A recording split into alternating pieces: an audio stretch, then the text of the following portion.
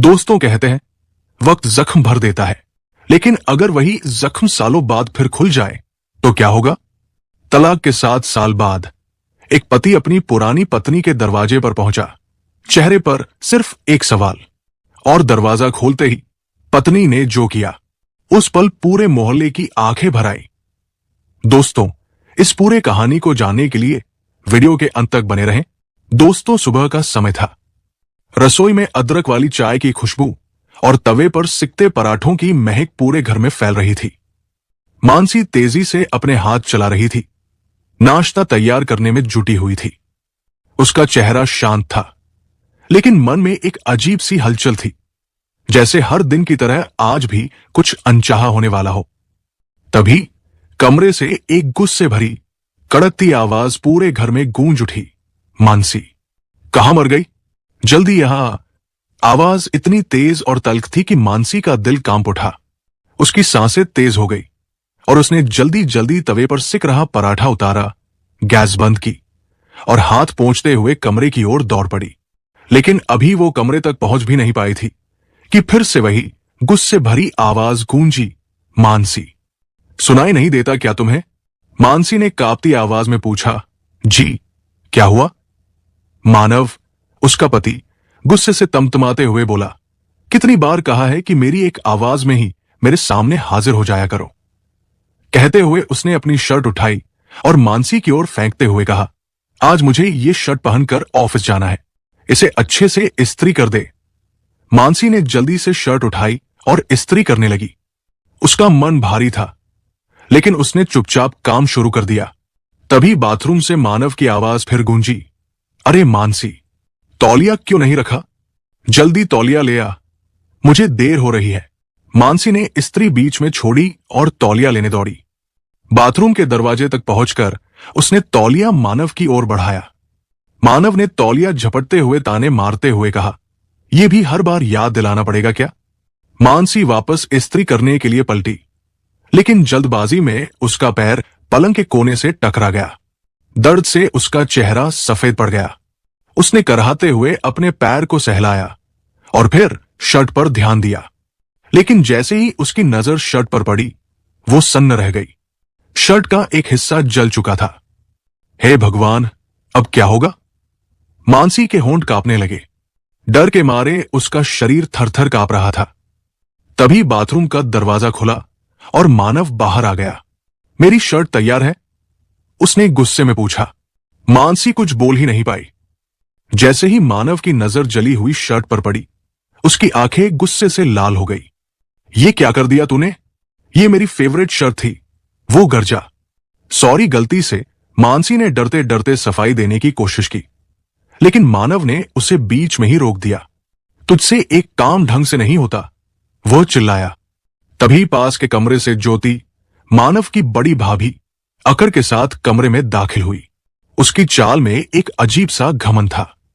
अरे देवर जी, इतनी सी बात पर इतना गुस्सा? एक शर्ट ही तो जली है। वैसे भी आपको तो पता है कि इस बेचारी से कोई काम ढंग से होता ही नहीं। मैं अभी आपके भैया की शर्ट लाती हूं, आप उसे पहनकर ऑफिस चले जाइए। वैसे एक बात कहूं, अगर आपने मेरी बहन से शादी की होती तो बात कुछ और होती, ज्योति ने व्यंग भरी मुस्कान के साथ कहा। उसके शब्द मानसी के दिल में चुभ गए। उसकी आंखें आंसुओं से भर आई, लेकिन उसने किसी तरह खुद को संभाला। ज्योति के जाने के बाद कमरे में सन्नाटा छा गया। मानसी ने हिम्मत जुटाकर अपने दिल की बात कहने की कोशिश की। आप मुझसे इतना गुस्सा क्यों करते हैं? मैं मानती हूं कि मुझसे गलती हुई, लेकिन आप मुझसे प्यार से भी तो बात कर सकते हैं। क्या हर बात पर चिल्लाना जरूरी है? मानव ने उसे घूरते हुए कहा। क्या कहा? अब तू मुझे सिखाएगी कि मुझे कैसे बर्ताव करना है? कहते हुए उसने गुस्से में मानसी के बाल पकड़ लिए। छोड़िए मुझे, मानसी ने कांपती आवाज में कहा और बड़ी मुश्किल से खुद को छुड़ाया। मैं भी इंसान हूं, इस तरह का बर्ताव अब मैं और नहीं सह सकती। मानव का गुस्सा 7वें आसमान पर था। अच्छा, तू क्या कर लेगी? कहते हुए उसने मानसी के गाल पर एक के बाद एक जोरदार थप्पड़ जड़ दिए। थप्पड़ों की आवाज से पूरा कमरा गूंज उठा। मानसी का सिर चकराने लगा। वो सदमे में थी। उसकी आंखें आंसुओं से भर गई। लेकिन वो खामोश रही। दरवाजे के पास खड़ा उनका 5 साल का बेटा अंश ये सब देख रहा था। एक तरफ उसकी मां सहमी हुई खड़ी थी और दूसरी तरफ पिता की आग उगलती आंखें देखकर उसे ऐसा लग रहा था जैसे आज वो उसकी मां को मार ही डालेगा। अंश की मासूम आंखें डर और दर्द से भर गई। वो दौड़कर अपनी मां के पास पहुंचा और उसके गले से लिपट गया। पापा, मम्मी को मत मारो, वो चिल्लाया। उसकी आवाज डर और घबराहट से कांप रही थी। मानव ने अंश की आवाज सुनी, लेकिन उसका गुस्सा और भड़क गया। तू भी अपनी मां की तरह बहुत बोलने लगा है, आज तेरी भी अक्ल ठिकाने लगाता हूं। कहते हुए वो अंश पर हाथ उठाने को हुआ, लेकिन तभी मानसी उसके सामने आ गई। नहीं, मेरे बच्चे को हाथ लगाने की कोशिश भी मत करना, मानसी ने अंश को अपने सीने से लगाते हुए चीख कर कहा। उसकी आंखों में गुस्सा और बेपसी दोनों झलक रहे थे। मानव ने उसे गंदी गंदी गालियां देना शुरू कर दिया। फिर कुछ देर बाद दूसरी शर्ट पहनकर गुस्से में अपना बैग उठाया और दरवाजे से बाहर निकल गया। दरवाजा जोर से बंद होने की आवाज के साथ घर में सन्नाटा छा गया। मानसी घुटनों के बल बैठ गई और अंश को गले लगाकर फूट फूट कर रोने लगी। मम्मी, पापा इतना गुस्सा क्यों करते हैं? अंश ने रुंधी आवाज में पूछा, लेकिन मानसी के पास कोई जवाब नहीं था। वो बस अपने बेटे को सहलाती रही, जबकि उसके अंदर एक तूफान उमड़ रहा था। मानसी की आंखों में बीते वक्त की यादें तैरने लगी। वो एक साधारण, संस्कारी लड़की थी। जब वो मात्र 10 साल की थी, तब उसकी मां का देहांत हो गया था। उसके बाद चाचा चाची ने उसकी परवरिश की। चाची को उससे खास लगाव नहीं था, लेकिन चाचा उसका बहुत ख्याल रखते थे। पढ़ाई पूरी करने के बाद मानसी एक कॉलेज में लेक्चरर बन गई थी। चाचा चाहते थे कि जल्दी से एक अच्छा लड़का देखकर मानसी की शादी कर दी जाए। मानव राधेश्याम जी का छोटा बेटा था। राधेश्याम जी की तबीयत ठीक नहीं रहती थी और वो चाहते थे कि उनके रहते मानव की शादी हो जाए। राधेश्याम जी और मानसी के चाचा सुरेश जी एक दूसरे को अच्छे से जानते थे। एक बार सुरेश जी के घर आए राधेश्याम जी ने मानसी को देखा। उसकी पढ़ाई लिखाई, शालीनता और घर के काम में निपुणता से वो इतने प्रभावित हुए कि उन्होंने उसी वक्त मानव के लिए मानसी का रिश्ता मांग लिया। सुरेश जी भी राजी हो गए, लेकिन बात इतनी आसान नहीं थी। मानव की भाभी ज्योति, जो एक चालाक महिला थी, इस रिश्ते से खुश नहीं थी। वो चाहती थी कि मानव की शादी उसकी छोटी बहन नीतू से हो। ज्योति को लगता था कि नीतू घर में उसका वर्चस्व बनाए रखने में मदद करेगी। उसने राधेश्याम जी से कहा, पापा जी, मानसी भले ही अच्छी हो, लेकिन मेरी बहन से उसका कोई मुकाबला नहीं। मानव इतना पढ़ा लिखा और अच्छा कमाने वाला है, उसके लिए लड़की भी लाखों में एक होनी चाहिए। लेकिन राधेश्याम जी ने ज्योति की बात अनसुनी कर दी और मानव को इस रिश्ते के लिए मना लिया। मानव और मानसी की शादी धूमधाम से हुई। शुरुआत में सब कुछ अच्छा था। मानसी ने मानव की इच्छा पर अपनी नौकरी छोड़ दी, क्योंकि वो चाहता था कि उसकी पत्नी घर संभाले। मानसी ने पूरी कोशिश की कि वो घर के सभी सदस्यों को खुश रखे। उसने ज्योति को भी बड़ी बहन का दर्जा दिया, लेकिन ज्योति को ये सब दिखावा लगता था। उसे ये बर्दाश्त नहीं था कि मानसी को घर में प्यार और सम्मान मिल रहा था। वो हमेशा मानसी को नीचा दिखाने का मौका तलाशती रहती थी। एक दिन जब मानसी अपने मायके गई थी, ज्योति ने मानव के पास जाकर कहा, देवर जी, आप तो इतने पढ़े लिखे और मॉडर्न हैं, मानसी आपके लायक नहीं है। आप इतने स्टाइलिश और हैंडसम हैं, और वो एक साधारण सी लड़की। मानव ने उस वक्त तो कुछ नहीं कहा, लेकिन ज्योति की बातें उसके दिमाग में घर करने लगी। धीरे धीरे उसका व्यवहार मानसी के प्रति कठोर और रूखा होने लगा। छोटी छोटी बातों पर डांटना, ताने मारना और कभी कभी हाथ उठाना भी आम बात हो गई। मानसी इस बदलाव को समझ नहीं पा रही थी। उसने कई बार मानव से बात करने की कोशिश की, लेकिन उसका जवाब हमेशा तीखा और आक्रामक होता। जब उसने अपनी सास से इस बारे में बात की, तो सास ने कहा, बेटी, पति पत्नी के बीच तो ऐसी छोटी मोटी बातें होती रहती है, इन्हें ज्यादा तूल नहीं देना चाहिए। तीसरे के सामने रोना नहीं चाहिए। इन बातों को कमरे में ही सुलझा लो।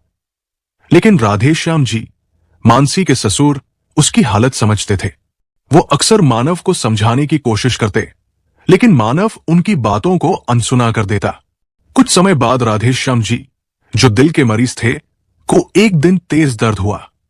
इससे पहले कि कोई उन्हें अस्पताल पहुंचाता, उनका देहांत हो गया। उनके जाने के बाद मानव को जैसे पूरी छूट मिल गई। शादी के 1.5 साल बाद मानसी ने अंश को जन्म दिया। उसे लगा था कि शायद अब मानव का व्यवहार बदलेगा, लेकिन ये उसका भ्रम था। अब मानव हर रात शराब पीकर घर लौटता। शराब की दुर्गंध पूरे घर में फैल जाती। मानसी दिन भर घर के कामों में व्यस्त रहती और रात को अंश के साथ जागती, लेकिन मानव को इससे कोई फर्क नहीं पड़ता था।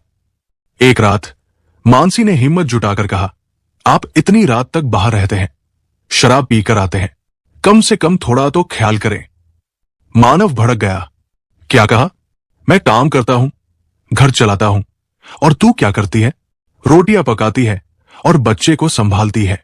तुझे मेरी कदर करनी चाहिए। मेरे पैसों पर पल रही है और मुझे ही सिखाएगी? कहते हुए उसने पास रखा गिलास जमीन पर पटक दिया और मानसी को धक्का देकर गिरा दिया। उस रात मानसी ने सारी रात जागकर काटी। अगली सुबह जब वो नाश्ता बना रही थी, ज्योति रसोई में आई और व्यंग भरे लहजे में बोली, अरे मानसी, रात को फिर कुछ हुआ क्या? गाली गलौज की आवाज मेरे कमरे तक आ रही थी। मानसी चुप रही, सिर झुकाए काम करती रही। ज्योति ने फिर ताना मारा, मैं तो पहले ही कहती थी कि तू इस घर के लायक नहीं है। ना पति को संभाल पा रही है, ना घर को। मानसी का सब्र अब टूटने लगा था। उसने बैग में अपने और अंश के कपड़े पैक किए और चुपचाप मायके चली गई। उसे लगा था कि वहां उसे सहारा मिलेगा, लेकिन चाचा चाची की प्रतिक्रिया ने उसे और तोड़ दिया। चाचा ने कहा, बेटी, हर घर में छोटी मोटी बातें होती है, गुस्से में आवाज ऊंची हो जाती है, लेकिन इसका मतलब ये नहीं कि बात को इतना बढ़ाया जाए। चाची ने भी ताना मारा, लड़कियों का घर उनका ससुराल होता है। अगर तू यहां बैठ जाएगी तो समाज में हमारी इज्जत क्या रहेगी? हमें अपनी बेटी की शादी भी करनी है, जैसे भी हो अपनी गृहस्थी चला। मानसी का धैर्य जवाब दे गया। उसने कहा, चाचा, मैं उस नर्क में वापस नहीं जाना चाहती। लेकिन चाचा ने गुस्से में कहा, बस अब बहस मत कर, कल सुबह अपने घर वापस जा। उस रात मानसी छत को घूरती रही। उसकी आंखों में आंसू थे, लेकिन अब उनमें दर्द के साथ गुस्सा भी था। अगली सुबह वो चुपचाप ससुराल लौट आई। ज्योति ने दरवाजा खोलते ही ताना मारा, अरे आ गई महारानी, चाचा चाची 2 दिन भी नहीं रख पाए तुझे। मानसी चुप रही। वो जानती थी कि ज्योति को जवाब देने का कोई फायदा नहीं। इसके बाद के दिन और कठिन हो गए। मानव और ज्योति को पता चल गया था कि मानसी को मायके से कोई सहारा नहीं मिलेगा। मानव का व्यवहार और कठोर हो गया। अब वो परिवार के सामने भी मानसी को अपमानित करने लगा। एक दिन अंश बीमार पड़ गया। पूरी रात बुखार में तपते बेटे के साथ मानसी जागती रही।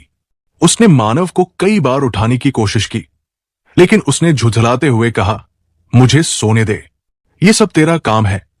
अगली सुबह जब मानसी ने अंश को डॉक्टर के पास ले जाने की बात कही, तो मानव ने कहा, जाना है तो ऑटो करके चली जा, मेरे पास समय नहीं है।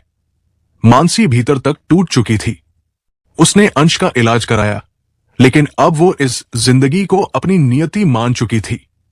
लेकिन उस दिन जब मानव ने शर्ट जलने की बात पर हैवानियत की हद पार कर दी और मानसी के साथ मारपीट की, तो अंश की हालत देखकर उसका दिल टूट गया। वो डर के मारे कांप रहा था, अपनी मां से चिपककर रो रहा था। मानसी सोचने लगी, मैं अपने बच्चे को इस नर्क जैसी जिंदगी से कैसे छुटकारा दिलाऊं? उसने अपना फोन उठाया और कॉलेज फ्रेंड्स के ग्रुप में चल रही बातचीत पढ़ने लगी। हर साल उसकी सहेलियां गेट टुगेदर आयोजित करती थी। वो हमेशा जाना चाहती थी, लेकिन मानव के डर से मना कर देती थी। इस बार उसने खुद को नहीं रोका। 2 दिन बाद गेट टुगेदर का दिन था। मानव के जाने के बाद मानसी तैयार हुई और अंश को लेकर निकल पड़ी। वहां सहेलियों से मिलकर उसके चेहरे पर बरसों बाद मुस्कान आई। उसकी सबसे अच्छी दोस्त पायल ने उसे देखते ही कहा, मानसी, ये तू है? कॉलेज की ब्यूटी क्वीन कहां गायब हो गई? तेरा चेहरा तो बिल्कुल मुरझा गया है।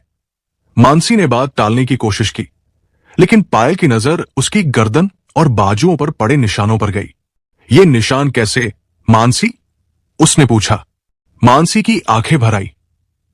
सहेलियों के बार बार पूछने पर उसने अपनी सारी कहानी बयां कर दी, कैसे वो सालों से मानव के अत्याचार सह रही थी।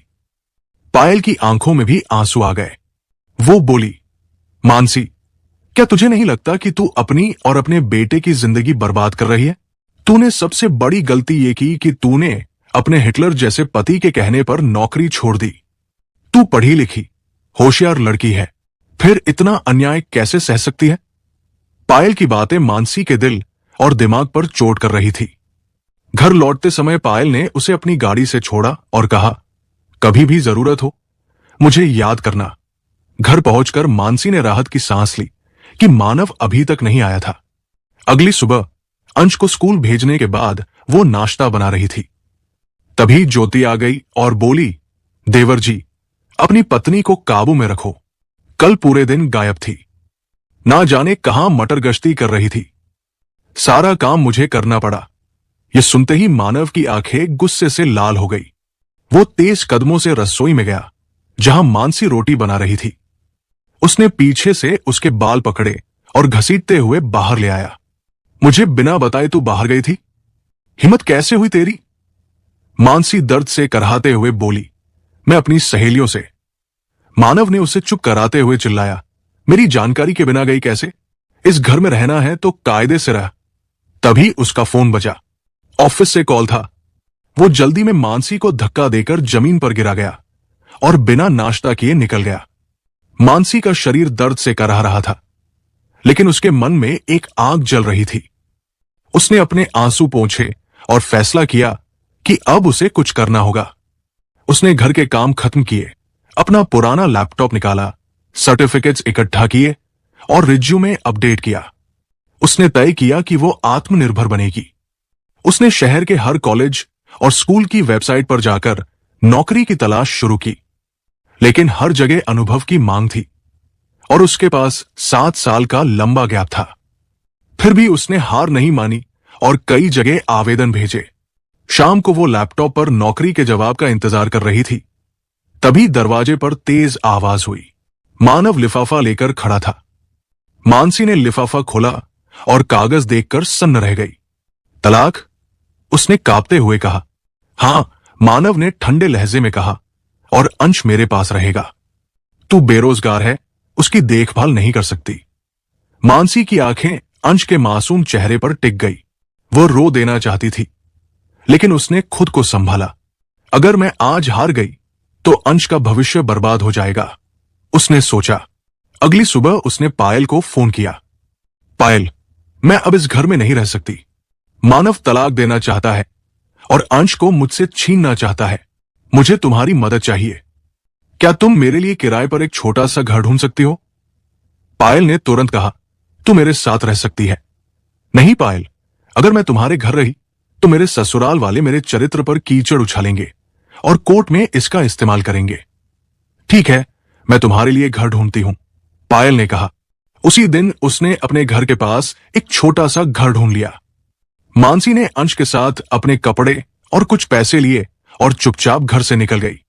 शाम को जब मानव लौटा तो उसने मानसी को आवाज दी, लेकिन घर खाली था। टेबल पर एक लिफाफा पड़ा था। उसमें मानसी का पत्र था। मानव, मैंने तुम्हारे साथ बहुत साल बिता दिए। हर ताना, हर दर्द सहा, लेकिन अब मैं और नहीं सह सकती। तुमने मुझे हमेशा कमजोर समझा, लेकिन अब मैं अपने बेटे के साथ नई जिंदगी शुरू करूंगी। तुम जो करना चाहो करो, मैं तुम्हारे साथ नहीं रहूंगी। मानसी पत्र पढ़कर मानव गुस्से से कांपने लगा। उसने मानसी को धमकाने के लिए तलाक के कागज तैयार करवाए थे, लेकिन अब उसका दाव उल्टा पड़ गया। किराए के छोटे से घर में रहते हुए मानसी को कई मुश्किलें आई। पैसों की तंगी बढ़ रही थी। उसने फिर से नौकरी के लिए आवेदन भेजे, लेकिन हर जगह से निराशा मिली। पायल ने उसे हौसला दिया, मानसी, अगर नौकरी नहीं मिल रही तो कोई बात नहीं, तुम्हें काबिलियत है। क्यों ना तू सोशल मीडिया पर बच्चों को पढ़ाने के लिए वीडियो बनाए? तेरा पढ़ाने का तरीका हमेशा से शानदार रहा है। मानसी ने पायल की बात मानी। उसने अपना स्मार्टफोन उठाया और वीडियो बनाने की तकनीक सीखी। 12वीं कक्षा के बच्चों की परीक्षा नजदीक थी, इसलिए उसने उनके सिलेबस पर वीडियो बनाए। पायल ने कैमरा सेट किया और मानसी ने पढ़ाना शुरू किया। उसकी आवाज में आत्मविश्वास था और उसका तरीका इतना सरल था कि जटिल विषय भी आसान लगने लगे। पहला वीडियो अपलोड करते वक्त उसे डर था, क्या कोई इसे देखेगा? पायल ने हंसकर कहा, तू चिंता मत कर, तेरा काम इतना अच्छा है कि लोग तुझे ढूंढ लेंगे। कुछ ही दिनों में वीडियो पर व्यूज आने लगे। लोगों ने कमेंट्स में तारीफ की। एक ने लिखा, आपका पढ़ाने का तरीका शानदार है। किसी ने कहा, आपने मेरे बच्चे का डर खत्म कर दिया। मानसी की आंखों में चमक लौट आई। उसने और वीडियो बनाए, दिन रात मेहनत की। 1 महीने में ही हजारों लोग उसके साथ जुड़ गए। सोशल मीडिया से होने वाली कमाई ने उसे आर्थिक रूप से मजबूत बनाया। उसने अंश का एक अच्छे स्कूल में दाखिला करवाया और खुद भी नए कोर्सेज से अपने ज्ञान को बढ़ाने लगी। उधर मानसी के जाने के बाद मानव के घर का माहौल बदल गया। ज्योति रसोई में बर्तन पटकते हुए बड़बड़ाती थी। मानव ने एक दिन कहा, भाभी नाश्ता नहीं बना। ज्योति ने गुस्से में कहा, मैं यहां नौकरानी हूं क्या? जब मानसी थी सब ठीक था। सास ने भी ज्योति को डांटा और ज्योति ने जवाब दिया, मुझसे नहीं होता, अपने बेटे से कहिए।